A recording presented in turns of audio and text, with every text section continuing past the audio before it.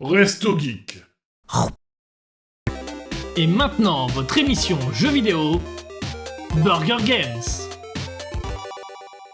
Sword of the Sea, c'était bien.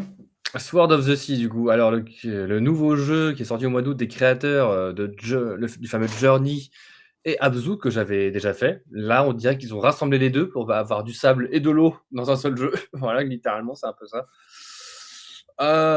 C'est aussi long que les deux autres, c'est-à-dire en 3 heures, vous l'avez fini, à peu près.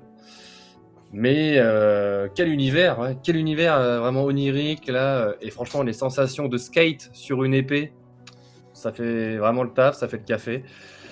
Le scénario, il y a du lore, on peut trouver des petits carnets, des tablettes à lire de mémoire qui expliquent un petit peu ce qui est arrivé dans l'univers, même si ça reste plutôt flou.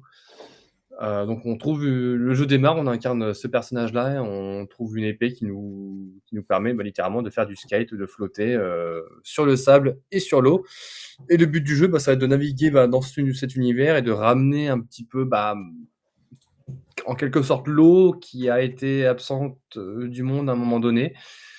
Mais à l'image de Journey et d'Abzu, le but c'est de se laisser porter par ce que propose le jeu, d'admirer les panoramas, profiter des sensations que ça propose, écouter la musique qui va avec, qui est pas si marquante que ça, je trouve, mais qui accompagne bien la balade qu'on fait dans le jeu. Il y a une sorte de gros combat de boss à la fin qui est très bien fait en termes de sensations. Donc, en vrai, pas grand-chose à dire de plus sur le jeu. Ça reste un petit jeu indépendant, donc ça se fait très vite, en 3 heures. Donc, je vous invite à le découvrir si vous avez aimé Journey et Abzu. La direction artistique est magnifique, c'est superbe, donc à faire. Voilà. Super. Bien, de toute façon, je le ferai, ce jeu-là, c'est sûr, moi, de mon côté. Donc, vas-y, je suis rassuré, il écoute la musique, il ne la voit pas encore. Est-ce que c'est possible de voir de la musique? Peut-être. C'est possible de voir de la musique? Ouais.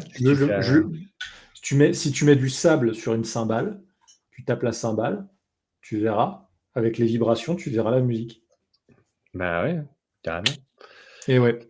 Ah là là, dire qu'il a fait des études de sciences, lui, et qu'il a suivi des cours de physique, ça se voyait qu'il était au fond de la classe pendant les cours de physique. Bref.